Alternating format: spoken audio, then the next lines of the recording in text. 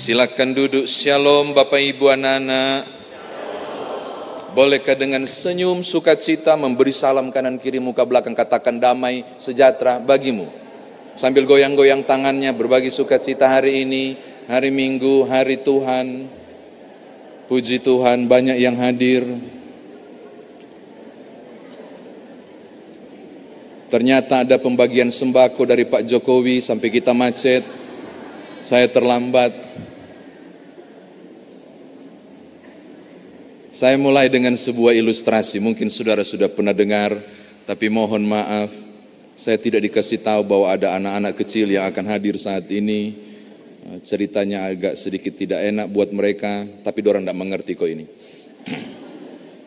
Seorang bapak, ini di Eropa, gereja di Eropa itu, jadi kalau ke gereja orang kemanapun selalu pakai topi, termasuk ke gereja. Kalau selesai masuk gereja, mesti lepas topi. Topinya digantung di cantelan depan penerima tamu, biasanya begitu. Dari rumah dia sudah uring-uringan, karena dia cari topinya nggak ada. Pusing deh, di mana topi saya ya? Tadi malam masih ada, itu dia pikir. Tadi malam masih ada, kok sekarang sudah nggak ada. Tapi harus ke gereja.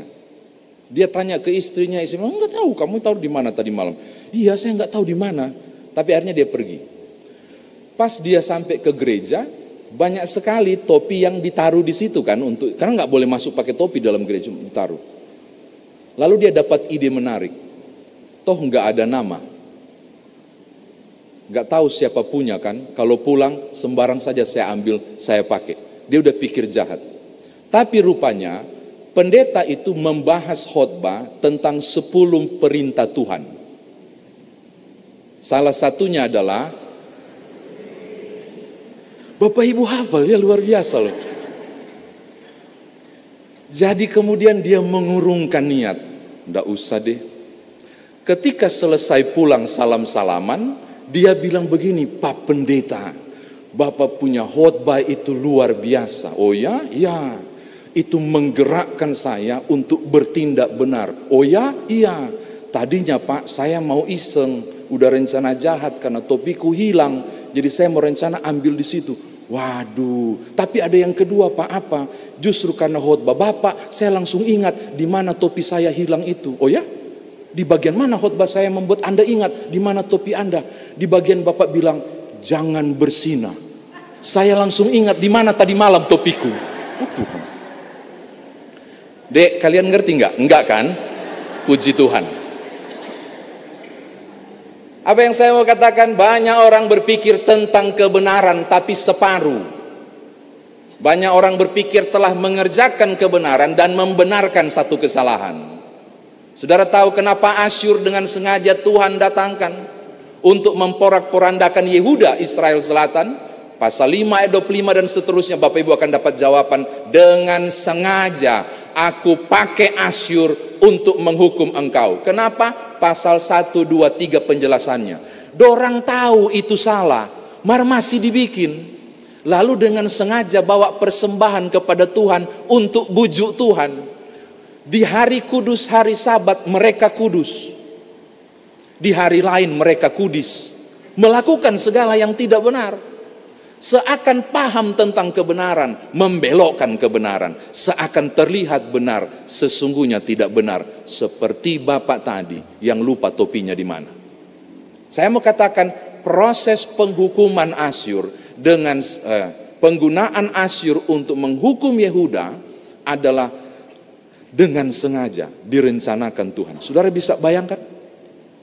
Asyur adalah bangsa terhebat pada masa itu, yang pada akhirnya dikalahkan oleh Babilonia.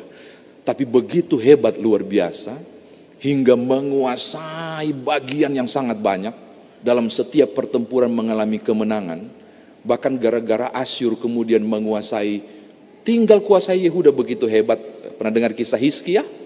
Yang kemudian divonis mati Tuhan tapi dikasih bonus 15 tahun. Dan dia gali bawah tanah untuk kemudian membangun kolam Siloam. Itu kehebatannya segitu Yehuda, Asyur itu. Dengan sengaja Tuhan kirim untuk memberi hukuman yang besar kepada Efraim sebelah utara dan selatan, yaitu Yehuda. Tapi kalau Bapak Ibu baca lagi di kitab Yesaya, dorang tanya, kesalahan apa yang kami buat? Saudara bisa bayangkan kepongahan ini hingga terjadi. Ini hal yang pertama untuk mengenal kitab Yesaya yang pertama ini. Kalau Yesaya kedua dan ketiga Trito Yesaya, Deutero Yesaya, Yesaya kedua, tapi kita di Yesaya pertama. Kisah tentang penghukuman Yehuda oleh Asyur. Yang kedua Bapak Ibu, efek dari dosa adalah menggiring pada perpecahan yang tidak mungkin saudara 12 suku ini bersatu. 10 suku di bawah Efraim di wilayah utara, dan kemudian 2 suku yaitu paling besar Yehuda di wilayah selatan, terpisah. Efraim menyebut Yehuda yang paling disayang. Ayat yang ke-13. Efraim menyebut Yehuda yang lebih banyak menerima kasih karunia. Tapi di sisi lain juga Yehuda merasa hanya dua suku. 10 suku begitu hebat.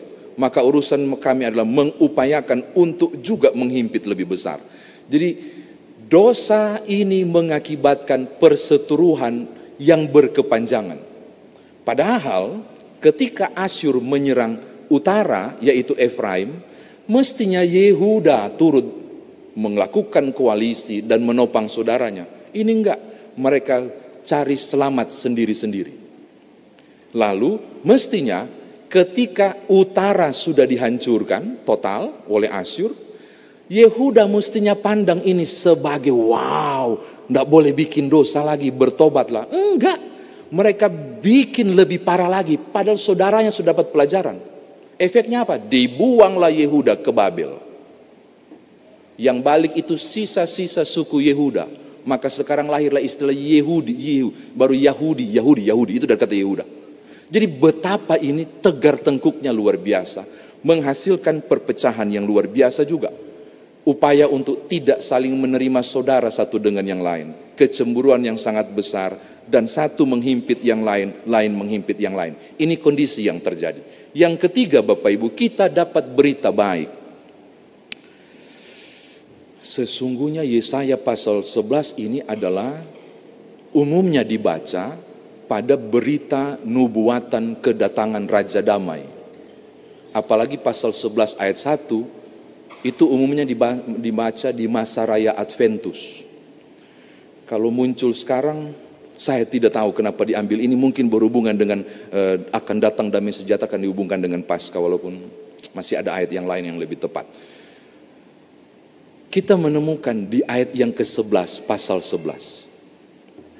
Kendati pun penghukuman Tuhan beri, kendati pun dengan sengaja cemeti Tuhan taruh pada dua bangsa ini, tapi di ayat yang ke-11 sampai ayat yang ke-14 yang dibaca tadi, kita dapat berita baik. Akan datang, sudah direncanakan, akan datang Raja Damai yang akan menebus umat ini dan memulihkan keadaan mereka. Ayatnya yang ke-12 bacaan kita. Umat akan mengalami pemulihan ketika tangan Tuhan menebus mereka kembali. Ayatnya yang ke-11. Apa yang mau dibilang? Semurka apapun Tuhan, selalu ada belas kasihan dan pengampunan. Sehingga kemudian Israel ini diselamatkan, Yehuda kemudian kembali dipulihkan, walaupun beberapa buku yang saya baca, kemungkinan besar utara tidak ada yang balik. Selatan yang balik itu yang kemudian menjadi Yahudi di zaman Tuhan Yesus. Sisa-sisa Israelnya. 10 suku tidak tahu ada di mana, berantakan. Menunjukkan kondisi betapa di balik murka Tuhan ada pemulihan. Saya kira demikian firman Tuhan ditafsirkan bagi kita. Nah sekarang bagaimana Bapak Ibu dan saya bawa dalam kehidupan beriman kita. Kalau Israel akan diangkat dalam suatu panji, itu berarti Efraim dan Yehuda akan bersatu. selatan dan utara akan bersatu. Pertanyaannya, kapan dorang bersatu? So, ndak ada utara. Yang sana sisa-sisa selatan. Itu pun sudah enggak jelas alur kesukuannya. Kapan 12 suku ini bersatu? Sedangkan batas-batas suku dan di bangsa mana suku-suku itu sulit juga dideteksi. Kapan mereka bersatu? Israel yang mana? Nah, ini repot ya Bapak Ibu. Yang di sanakah di daerah Palestina? Israel yang dimaksud adalah engkau dan aku. Pribadi yang ditebus pada peristiwa Paskah. Israel yang dimaksud bukan di sana, tapi engkau dan aku yang oleh Paulus disebut Israel baru. Engkau dan akulah yang ditebus oleh Kristus. Kitalah yang disebut Israel, yang bersatu dalam satu panji, yaitu panji Kristus. Maka firman ini mestinya paling pertama kena mengena pada Bapak Ibu dan saya sebagai gereja Israel baru yang telah ditebus dan dipersatukan. Saudara dan saya mendapat janji ini bahwa akan ada pemulihan. Akan ada pemulihan bagi hidup rumah tangga dan keluarga, tapi juga hidup pribadi oleh karena penebusan Yesus Kristus. Bahkan kalau saudara baca di ayat 14, itu menukik ke wilayah Filistin, mereka mendapatkan janji kemenangan pada bangsa-bangsa lain, seakan pemulihan ini menunjuk pada kemenangan demi kemenangan. Maka kalau dihubungkan pada kondisi ini, mau bilang begini kepada saudara, peristiwa Paskah, kebangkitan Yesus Kristus, penebusan yang saudara terima, memulihkan segala hal. Siapapun Bapak Ibu yang saat ini merasa belum mengalami kondisi pulih, engkau yang mungkin sedang terpuruk dengan masalah dan situasi keadaan apapun, penebusan melalui peristiwa Paskah membuat restorasi atau pemulihan terjadi. Itu tema yang diangkat GPIB ya, restorasi. Maka siapapun Bapak Ibu yang masih nunduk, kemurungan, kekelaman, duka, peristiwa masa lalu, saatnya bangkit untuk menegakkan kepala. Karena kuasa kebangkitan Kristus memulihkan segala hal. Proses penebusan kata teks ini memulihkan segala hal. Kenapa para murid waktu Yesus bangkit cuma sibuk ambil rempah-rempah, bukan menunggu Yesus pakai gendang dan kecapi sambil menghitung mundur 10 hitungan barangkali, 10, 9, 8, pas 1, mau keluar dia, semua keluar dia, dari rubuh itu batu baru Tuhan keluar. Kenapa mereka bukan sambil tari-tarian, tapi justru membawa rempah-rempah. Rempah-rempah itu proses upacara duka yang Yesus belum diupacarakan, karena dipaksa segera turun karena sudah hari Sabat kan, jadi proses dukanya belum terjadi. Jadi setelah hari Sabat, berarti di hari Minggu, hari pertama, baru orang datang. Mereka tidak menyiapkan diri menerima kuasa kebangkitan. Bukan rebana dan tari-tarian, bukan sorak-sorai, tapi duka yang mereka bawa. Saya mau katakan ini hal pertama kepada Bapak Ibu, bahwa peristiwa penebusan Kristus Paskah merestorasi apapun, bukan cuma keluarga. Maka sekarang dengarkan, kuasa Paskah dan kebangkitan Kristus juga mestinya memulihkan saudara dan saya di situasi yang sulit sekalipun, untuk belajar bangkit lagi pada proses pemulihan yang Tuhan anugerahkan.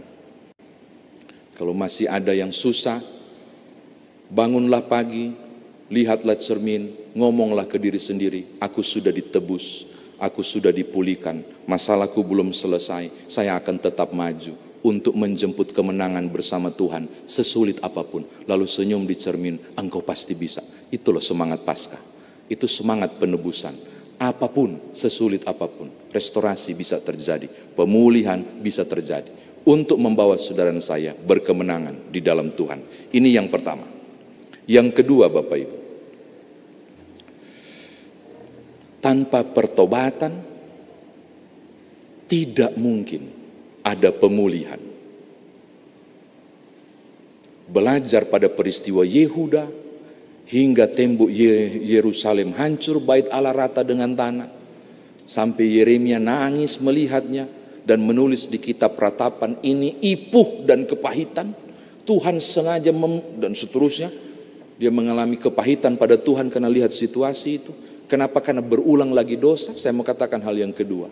Tidak ada restorasi, tidak ada pemulihan tanpa pertobatan. Maka poin kedua juga mau bilang begini, penting sekali saudara dan saya yang telah mengaku ditebus membuat perubahan hidup nyata dalam kehidupan beriman. Benar-benar berubah. Hidup kita benar-benar berubah. Tadi kita menggunakan tata ibadah, apa namanya ya? Hari Minggu yang pendek itu kan tata ibadah pendek. Apa namanya? Saya sudah lupa lagi. Di buku tata ibadah namanya ada tata ibadah singkat ini yang pendek ini. Itu cuma ada doa hari ini. Tidak ada doa pengakuan dosa, berita anugerah, perintah hidup baru. Berapa banyak dari saudara yang datang hari ini berpikir, tidak apa-apa bikin dosa dari Senin sampai Sabtu. Toh hari Minggu ada doa pengakuan dosa.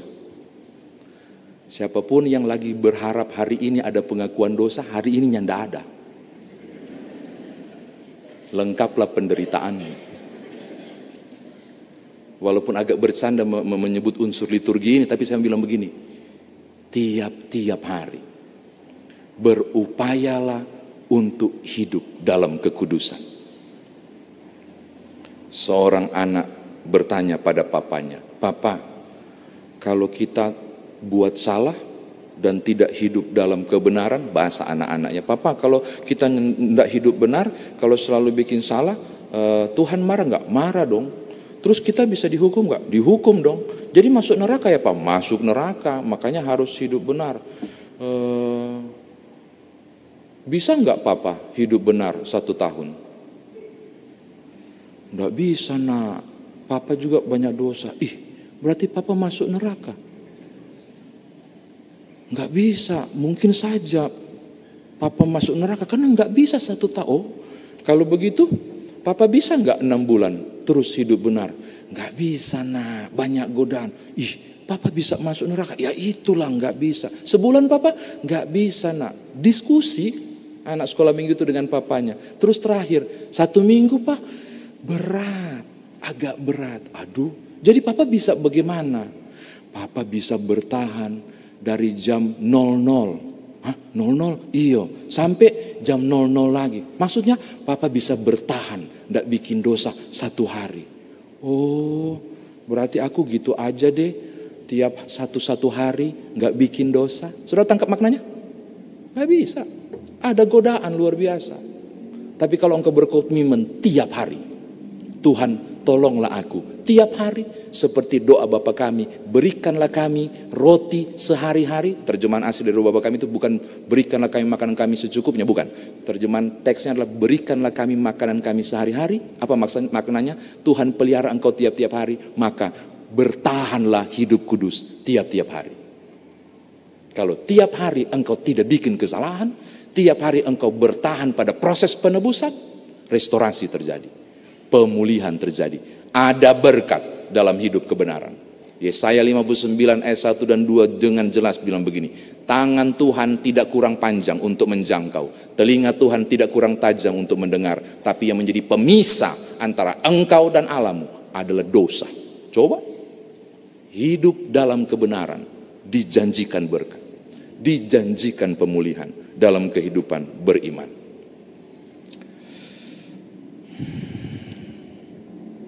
Ini sudah boleh amin nggak? Berapa lama sih kalau khotbah? Saya mau tutup Bapak Ibu, menutup firman Tuhan ini. Peristiwa penebusan juga memulihkan keluarga.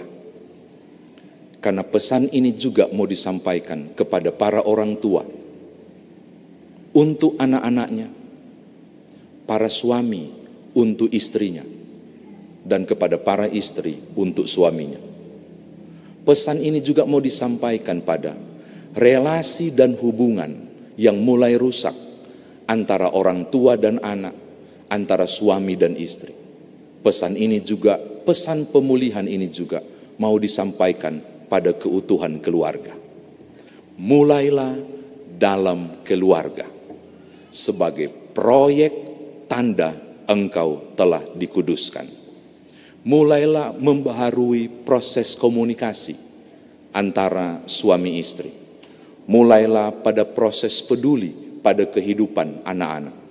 Berapa banyak dari Bapak Ibu yang punya waktu untuk berkomunikasi dengan anak-anak selain dengan gadget? Sedangkan lagi ibadah ini pun ada orang yang pegang handphone terlihat dari sini. Berapa banyak bagi Bapak Ibu yang benar-benar menggunakan komunikasi sebagai alat pemulihan hubungan dengan bahasa-bahasa yang baik untuk hidup rumah tangga? Berapa banyak hanya karena salah taruh handuk basah, rumah tangga pun penuh dengan persoalan. Ketika bunyi tatak dari mulut istri menggema dari pagi hingga malam. Ada suami yang pernah mengalaminya? Saya sudah enggak lagi. Bapak-bapak biasa kalau habis mandi, handuk taruh di mana? Habis buka sepatu, sepatu taruh di mana? Biasanya itu salah satu gendang perang terjadi. Tiap hari baju taruh di situ, dan mulai terus-terus dari pagi sampai malam. Istri berkuar-kuar dengan topik yang sama. Pernah alami? Berarti kalau tidak pernah, berarti istri saudara sudah lebih dulu bertobat dari istri yang lain. Saya tidak sebut istri saya karena dia ada di sini. Komunikasi sangat penting untuk mengalami pemulihan. Makanya Yesus tidak pernah datang di dunia tanpa dimulai dengan komunikasi. Nubuatan para nabi disampaikan dulu, baru Yesus lahir. Saya mau katakan hal yang sama. Untuk alami pemulihan hubungan keluarga, perlu ada komunikasi yang intens satu dengan yang lain. Mama, perbaiki komunikasi. Coba kalau kau tidak belajar nanti kau lihat ya. Mau punya masa depan apa ngana? Mau lihat ngana, mau ngemis-ngemis ngana nanti. Oh Bapak Ibu, itu bahasa kutukan. Bertobat siapapun ibu-ibu yang mengatakan hal-hal kepahitan seperti itu kutuk. Kenapa enggak ubah jadi berkat? Nah, coba belajar bagus-bagus. Coba nanti jadi pendeta kayak Pak Pendeta Nyoman itu loh. Kayak gitu atau apakah? Atau bahasa-bahasa apakah gitu loh. Ini coba enggak belajar, mau mengemis setiap hari itu. Oh Tuhan, itu bahasa kutuk. Hal sepele Bapak Ibu anggap enggak berdampak pada mereka. Berdampak. Bagaimana ada restorasi dalam keluarga kalau cara berkomunikasi tidak baik, sementara Kristus mengajarkan kita komunikasi dengan baik antara Allah dan manusia. Adalah penting ternyata. Pemulihan itu bukan hanya soal pertobatan, tapi upaya saya dan saudara untuk memulai kehidupan yang baik. Tadi saya bilang terakhir, ini terakhir sekali. Siapa suruh undang saya di tengah kemacetan? Terakhir sekali, ini benar-benar terakhir. Saya mau kasih contoh komunikasi yang tidak baik. Entah sudah pernah kasih di ilustrasi ini di Sebald atau belum, tentang istri yang berulang tahun tapi tidak terjadi komunikasi yang baik, yang suaminya dengan sengaja tidak ucapkan selamat ulang tahun di jam 12 malam dan pura-pura lupa, yang kemudian istrinya mulai rapat pikiran, so ada yang lain ulang tahun yang dia ingat, udah mulai begitu. Pagi pun tidak diucapkan selamat. Bahkan ketika suaminya pergi kantor pun nelpon dan WA selamat ulang tahun enggak dilakukan. Di rumah mulai gelisah, mulai rapat pikiran, iblis boleh menabuh gendang. Padahal yang di kantor dengan sengaja bikin situasi itu karena dia punya ide untuk membuat surprise, kado. Itu dia berulang tahun ke-48 di usia perkawinan ke-21. Istrinya itu. Dia ingat apa ya, sudah 21 tahun kawin dengan Maitua, apa yang Maitua suka ya, saya ingin kasih. Dia pikir, dia dapat ide. Makanya dia dengan sengaja izin kantor cukup lama untuk beli kado itu dibungkus rapi Bapak Ibu. Pulang sore, ketok pintu rumah depan, tidak dibuka sama istrinya. Suami-suami, kalau engkau bisa melupakan banyak hal, jangan lupakan ulang tahun istrimu. Itu persoalan bagi seluruh bangsa. Nah itu terjadi. Oh, mama nggak dibuka. Sampai 3 kali mama nggak dibuka. Nanti keempat baru mamanya, istrinya buka, sambil buka pintu baru tutup begitu dengan muka maskena, cemburut begitu. Langsung suaminya bilang, "Ma, selamat ulang tahun." Pas dia balik begini lihat kado, ingat tapi hari jadi. Udah dengan semangat. Masuk kamar, dia buka kadonya. Plastiknya banyak, bungkusnya banyak. Yang bagus dibuka. Sampai lembar ke-3 lapis dibuka baru mulai terasa. Kayak aroma makanan. Wah, suamiku kasih hadiah makanan favorit. Pas dibuka makin jelas. Pas terbuka semua dia kaget. Saudara tahu apa? Kepala ikan saus kuning. Itu hadiahnya. Istrinya lihat begini, bukan senang, cemburut sambil hampir meneteskan air mata. Dia buka pintu kamar dan dia bilang begini, "Hei laki-laki." Udah emosi. Ngeri loh kalau sudah begitu. Hei laki-laki, mengerikan itu. Kau kira kita ulang tahun, kiranya kita dapat bagus, cuma dapat kepala ikan. Saya bilang, oh, tak kira ngana suka. Hei dengar baik-baik, 21 tahun kita kawin dengan ngana. Kita mangala terus ngana dengan anak-anak makan itu daging bagian depan. 21 tahun kita mangala cuma makan kepala ikan. Sekarang kita hari jadi ngana kasih kepala ikan. Ngana sayang atau nyana? Tak kira selama ini ngana suka kepala ikan, ngana nenek moyang ngana. Wah, baku ambil luar biasa. Kenapa Bapak Ibu? Komunikasi. Udah aku mau tutup, mau bilang begini. Pemulihan keluarga karena penembusan dari Tuhan. Tapi engkau harus mengupayakannya. Berkomunikasi yang baik antar keluarga dan anak-anak. Supaya mereka ini kecil-kecil ini ke depan mengalami masa depan yang Tuhan sediakan. Tuhan berkati Bapak Ibu, haleluya. Amin.